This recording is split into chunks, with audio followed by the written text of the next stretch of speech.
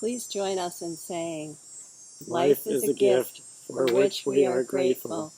We gather in community to celebrate the glories and the mysteries of this great gift.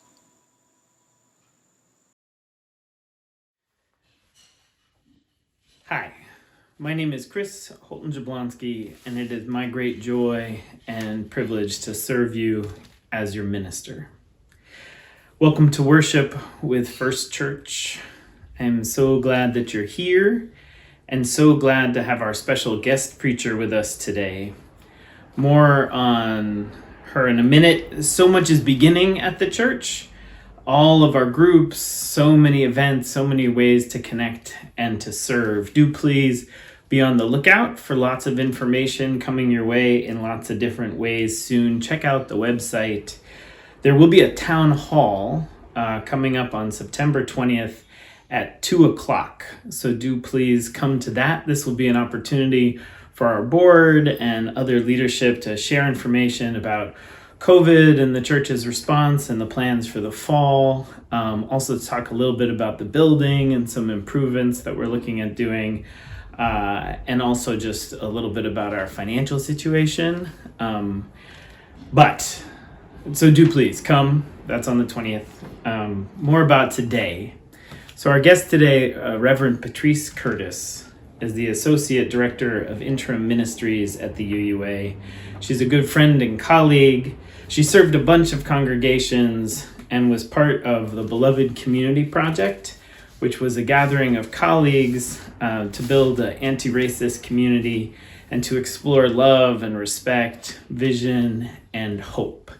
And that's really where I got to know her very well. I'm so glad that she's come to share worship today, largely especially because this is part of our summer series in the sources of Unitarian Universalism.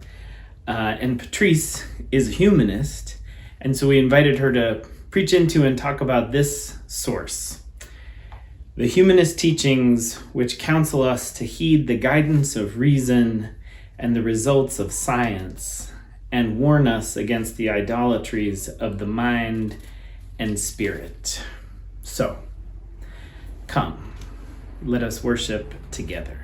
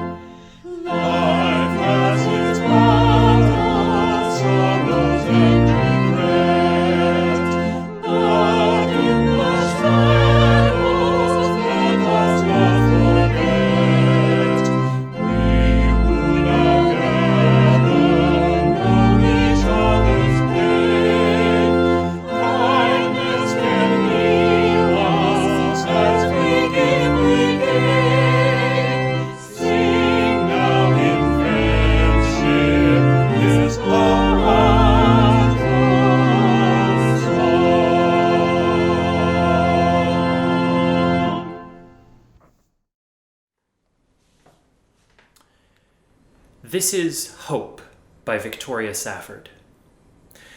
Our mission is to plant ourselves at the gates of hope, not the prudent gates of optimism, which are somewhat narrower, nor the stalwart, boring gates of common sense, nor the strident gates of self-righteousness, which creak on shrill and angry hinges, nor the cheerful, flimsy garden gate of everything is going to be all right, but a very different, sometimes very lonely place, the place of truth-telling, about your own soul first of all and its condition, the place of resistance and defiance, the piece of ground from which you see the world, both as it is and as it could be, as it might be, as it will be, the place from which you glimpse not only struggle, but joy in the struggle, and we stand there, beckoning and calling,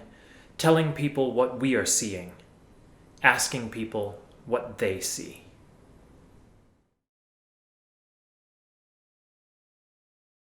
This is the sound of one voice, one spirit, one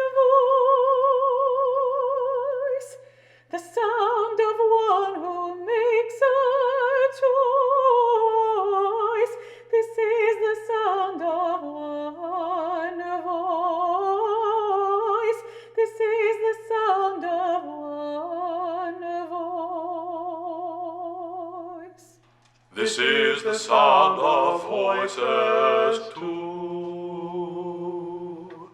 The sound of me singing with you, helping each other to make it through. This is the sound of voices too. This is the sound of voices too. This is the sound of voices three, singing together in harmony, surrendering to the mystery. This is the sound of voices three. This is the sound of voices three. This is the sound of all of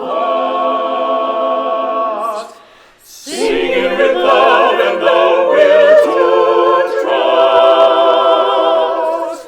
Leave the rest behind, it'll turn to dust. This is the sound of all of us. This is the sound of all of us. This is the sound of one voice. One people, one voice. A song for every one of us. This is the sound of one voice. This is the sound of one voice.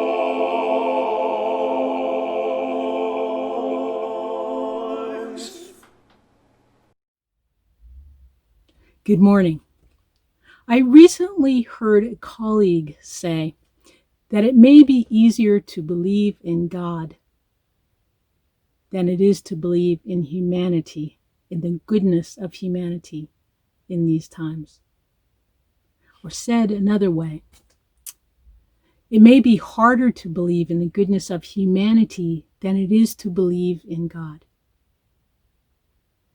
As a non-theist humanist, I had to pause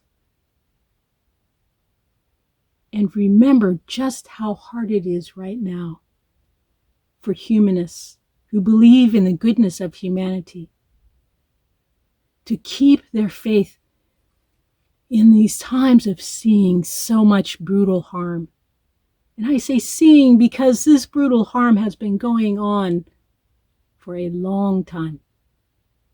And now it is being beamed into our homes.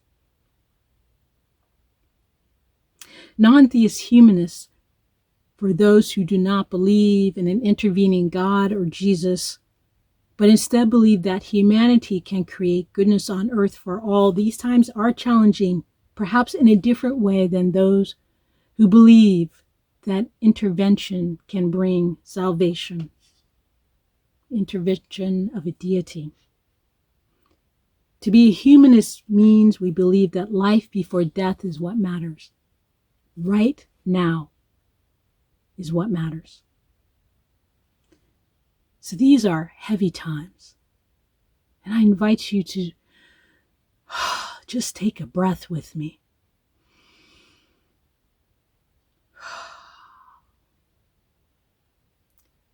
We are in a time in history when our children's children will wonder, where were we? What did we do when we heard about George Floyd? When we heard about Breonna Taylor? When we heard about Ahmaud Arbery? When we heard about Lyndon Cameron, a 13-year-old white autistic boy who was shot by the police on a mental health call? To be a humanist, as I've said elsewhere, is hard work. It is one of the hardest spiritual paths to walk, for it requires us to look in the mirror unflinchingly at ourselves and at humanity, and yet to still believe that we can create sacred community, that we can create beloved community, that we can create what some might call heaven on earth. We are responsible for that. More breathing is required.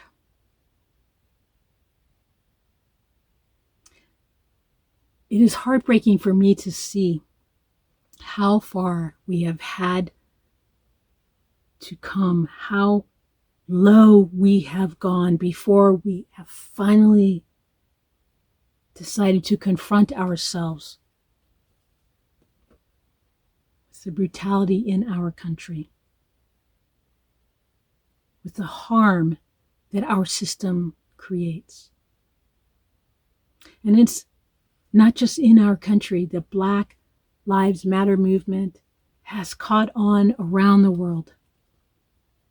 In Israel, Ethiopian Jews protest what is happening in their community with police brutality. In France, some police were caught on Facebook making anti-Black comments and mocking those who have been affected by police brutality. In Tokyo, people marched because the Japanese police pushed a Kurdish man to the ground. In Brazil, in South Korea, in Britain, in Germany, in Australia, they protested to end the oppression of Indigenous people. And the pandemic has amplified feelings of disconnection. We have the masked and the unmasked. As humanists, we inherently believe that we are all interconnected. As Unitarian Universalists, we believe that we are all interconnected. So when we see someone without a mask, it hurts us at a spiritual level. For that person is saying, you do not matter. The pandemic has shown us another way in which the system we have created means we have given some the right to choose who matters and who does not.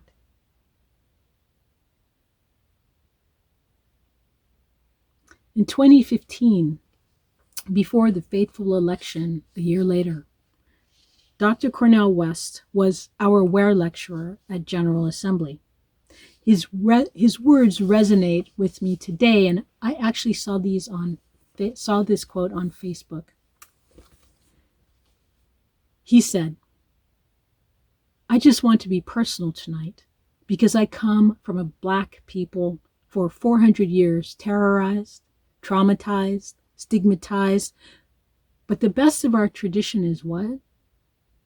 Generating the love supreme of a John Coltrane, the love ethic of a Martin Luther King Jr., the love sensibility of a Frederick Douglass and an Ida B. Wells Barnett, and in the music of a Stevie Wonder. What is it," he asks, "about these people that in the face of being terrorized, they continuously dish the love?"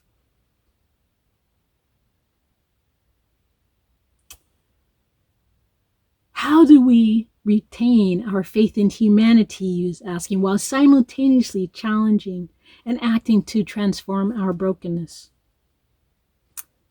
We choose to dish the love, just as Frederick Douglass did, and Ida Wells, and so many more. Bravery, vulnerability, strength of faith, ethics, compassion for self and others, loving kindness, empathy, care, hope, like expressed in our reading, serving others and ourselves equally. That's how. The first Humanist Manifesto, which laid out the guiding principles for humanists in 1933, has been superseded now by 2003 version. And that manifesto reminds us that humans are an integral part of nature, the result of unguided evolutionary change. Unguided evolutionary change. So in our DNA is that desire to survive. And we are still acting as if we are out on the savannah or the tundra, and our personal survival, our DNA survival, our family survival is all that matters. Those days are gone. Those days are the days that need to be challenged.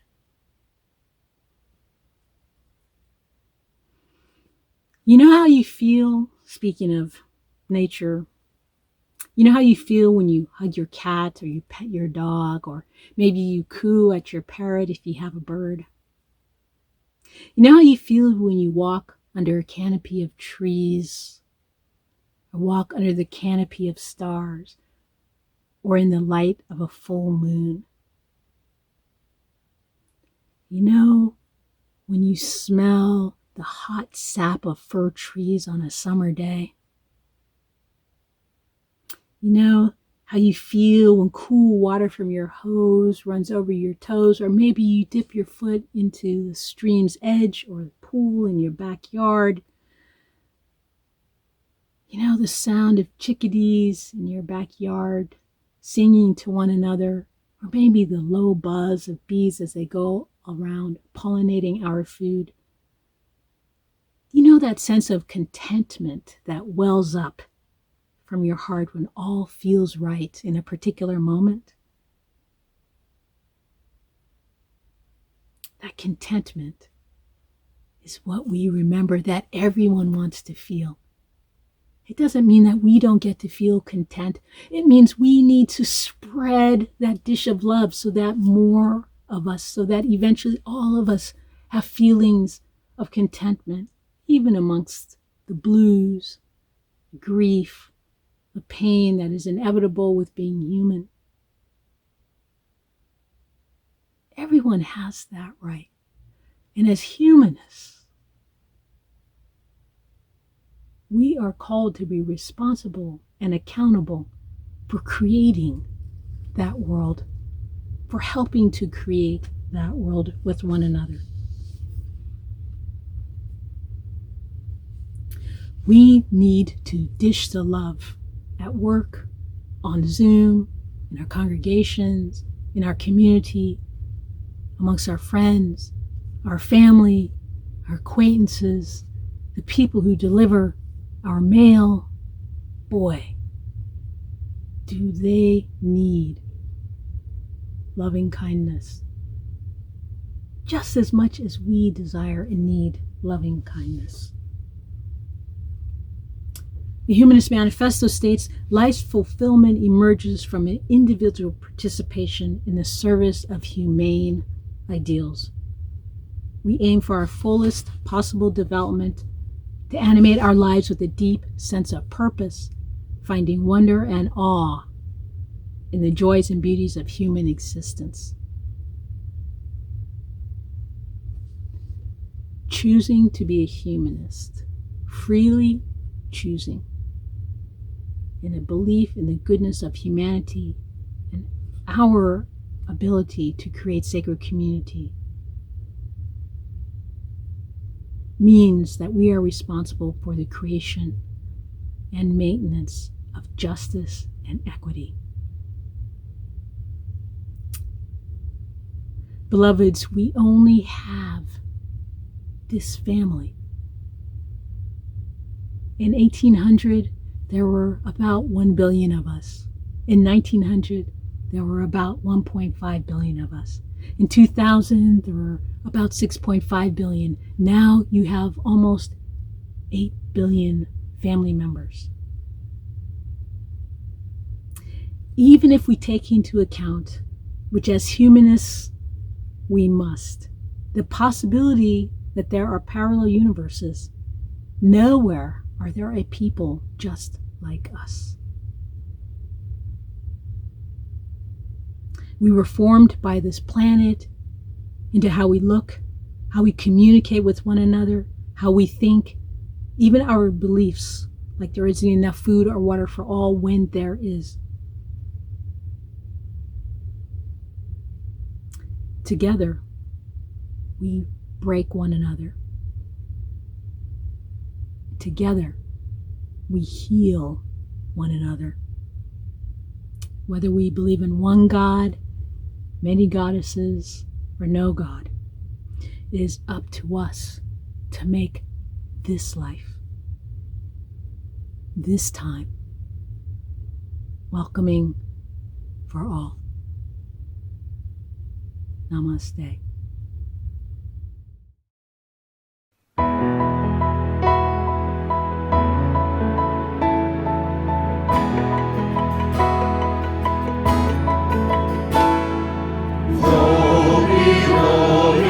Feel no motion, standing on these mountains and plains, far away from the rolling ocean. Still my giant heart can say, I've been sailing all my life now, never harbor or port have I known. Why do the ocean I travel, and the earth is my new home.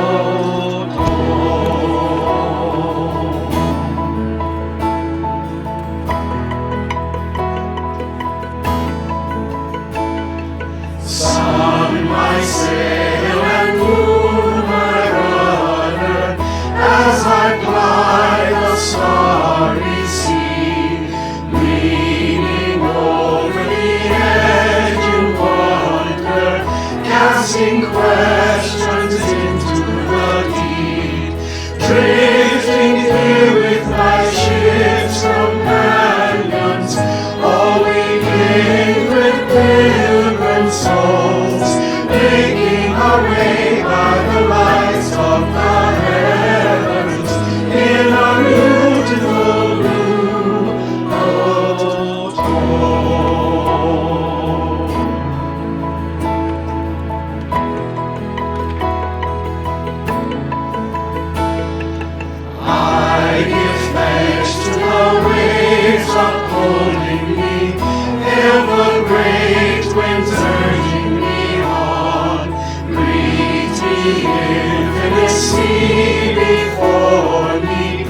single sigh my sailor song.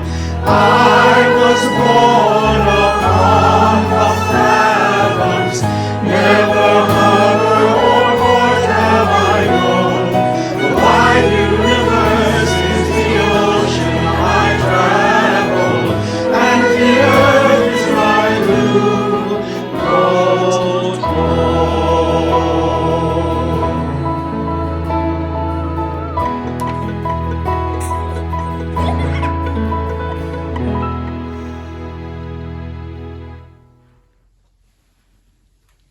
We give thanks for planting ourselves at the gates of hope, for this place of truth-telling. We give thanks for this piece of ground from which we see the world as it is and as it can be. We give thanks for this one voice, for the voices of all of us, for one voice. We give thanks for the finding the good in humanity amidst all this brutality and harm, for the love supreme, for the love ethic, for the love sensibility, for dishing the love. We give thanks for this family of 8 billion, for remembering our place as an integral part of nature. We give thanks for this knowing that together we break and that together we heal. So much love to you all. Amen.